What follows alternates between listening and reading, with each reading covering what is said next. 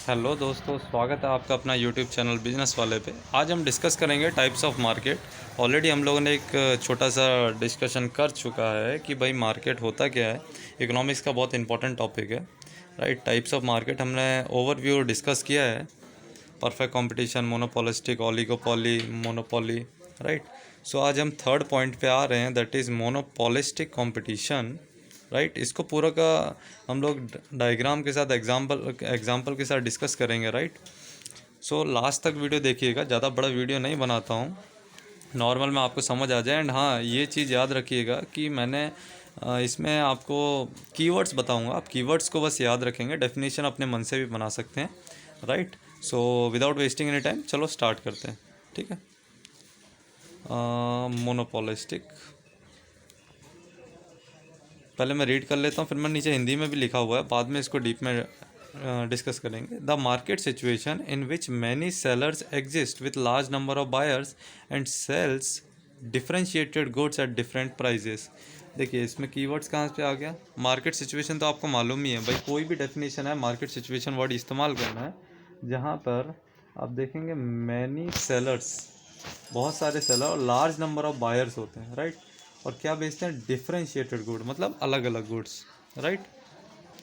तो market situation जहाँ पर बहुत सारे सेलर्स हों और बहुत सारे बायर्स हों और सब अलग अलग प्रोडक्ट बेचते हों अलग अलग दाम पर, वो मोनोपोलिस्टिक है। कंफ्यूज मत होइएगा, परफेक्ट कंपटीशन में क्या होता है, हाँ बहुत सारे सेलर्स होते हैं, बहुत सारे बायर्स होते हैं, बट वो होमोजीनियस प्रोडक्ट बेचते हैं, मतलब same to same.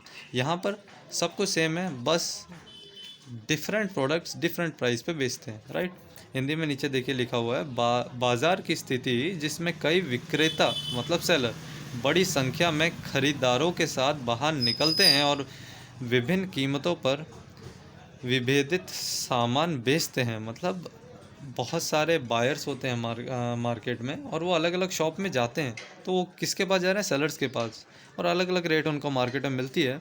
So definition ऐसी रहेगी, the market situation in which many sellers exist, बहुत सारे सेलर्स एग्जिस्ट करते हैं with large number of buyers and sells differentiated goods at different prices. अब डिस्कस करते हैं इनके फीचर्स एंड अजप्शन। हाँ, आपको जब भी पूछा जाए तो इसके साथ आपको इम्प्लीकेशन तो लिखना ही है, राइट, वरना उसके बिना आधा नंबर ही मिलेगा, राइट। मैंने यहाँ पे खाली कीवर्ड्स लिखे हुए हैं ताकि आपको क्विकली रिवाइज हो जाए, क्योंकि पूरा लिखने बैठूंगा तो आपको लगेगा कि कोई किताब देख के पढ़ रहा हूँ, right. So features and seller assumptions में हम डिस्कस करते हैं। First point that is number of sellers and buyers.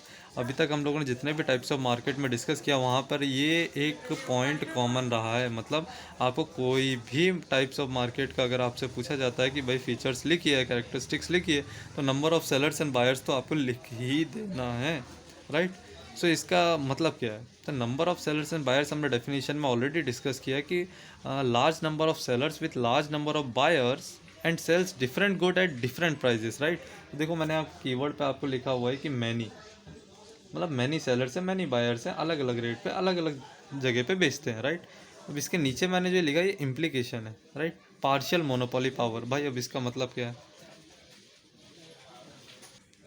Partial monopoly power मतलब देखिए जब सब लोग अलग अलग प्रोडक्ट बेच रहे हैं अलग अलग दाम पे, मतलब सबके पास एक पार्शियल मोनोपोली पावर है प्राइस को इफ़ेक्ट करने की, राइट। सो यहाँ पे demand forces of market, demand and supply के बीच में थोड़ा सा गैप हो जाता है, और पार्शियल मोनोपोली पावर मतलब सब लोग मार्केट को इफ़ेक्ट करने का थोड़ा बहुत दम रखते हैं, राइट। इसके बाद सेकंड पॉइंट में आप आएंगे तो नेचर ऑफ प्रोडक्ट, ये भी तीनों टाइप, चारों टाइप के मार्केट्स में सेम पॉइंट है। आप ये दो पॉइंट तो आप आंख बंद करके भी किसी भी टाइप्स ऑफ मार्केट में लिख सकते हैं, like nature of product already हम लोगों ने डेफिनेशन में डिस्कस किया कि डिफरेंशिएटेड प्रोडक्ट रहते हैं, इसलिए मैं बोलता हूँ कि डेफिनेशन को रटिए मत, उसके अंदर जो मैं कीवर्ड्स बता रहा हूँ उसको आप अगर याद रखते हैं तो डेफिनेटली आपको दो तीन पॉइंट तो नॉर्मली आपको मिल जाएगा। आपने किया क्या, डेफिनेशन के कीवर्ड से याद किया ना, वो कीवर्ड से ही पूरे के पूरे फीचर्स एंड अजप्शन आ रहे हैं, और जब आप वो कीवर्ड्स को समझ रहे हैं तो आप इम्प्लीकेशन भी इजीली लिख सकते हैं, राइट।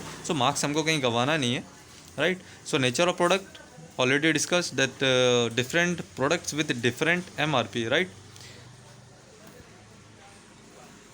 अब भाई थर्ड पॉइंट देख लीजिए, एंट्री एंड एग्जिट, ये भी सभी टाइप्स ऑफ मार्केट में सेम रहता है, entry and exit. Free to enter and exit because बहुत सारे लार्ज नंबर ऑफ सेलर्स हैं, बायर्स हैं। भाई कोई भी मार्केट में आ रहा है, जा रहा है, मुन्नी लाल आ रहा है, चुन्नी लाल आ रहा है, शर्मा खरीद रहा है, वर्मा खरीद रहा है, किसी को कोई फ़र्क नहीं पड़ता है। सबके पास अलग अलग आइटम है। कस्टमर की नीड के हिसाब से कस्टमर आपके पास आ रहा है, ना कि आपके नीड के हिसाब से कस्टमर आपके पास आ रहा है, राइट। सो एंट्री फ्री है, एग्जिट फ्री है, किसी को कोई फ़र्क नहीं पड़ता है कि भाई क्या बात है, राइट। चलो फोर्थ पॉइंट पे चलते हैं, selling cost. What is selling cost?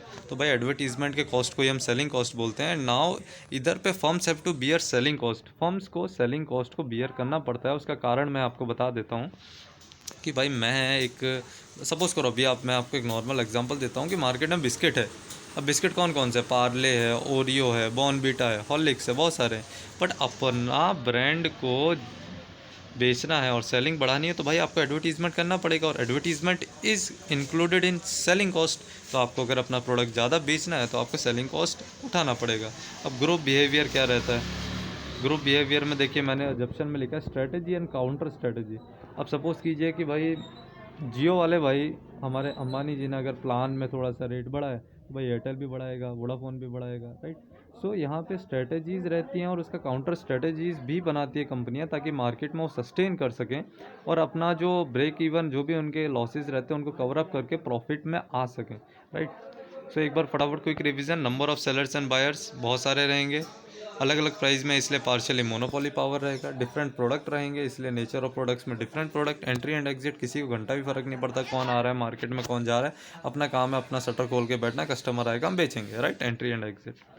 Fast तो नहीं हो रहा है ना भाई, इतनी स्पीड होनी चाहिए, वरना फिर क्या करते हैं आप लोग यूट्यूब पे जाके स्पीड को करते हैं 1.5x और फटाफट देखते हैं। आप लोग का टाइम बचाने के लिए कर रहा हूँ। बोर्ड एग्जाम से एक दिन पहले देखिएगा, फटाफट सब रिवीजन हो जाएगा और अपना एग्जाम में जाके सब कुछ लिख देना।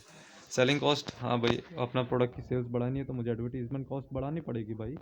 ग्रुप बिहेवियर, हाँ स्ट्रेटजीज अगर हम अडॉप्ट करते हैं तो भाई काउंटर स्ट्रेटजी सामने आपका कॉम्पिटिटर भी अडॉप्ट करता है। बिहेवियर में और ग्रुप बिहेवियर में सबसे बड़ी बात क्या है, स्लोप ऑफ AR/MR कर्व जो है वो हमेशा एक फ्लैट रहता है, राइट। सो ये पॉइंट्स थे, 5 से 6 नंबर में पूछा जाता है।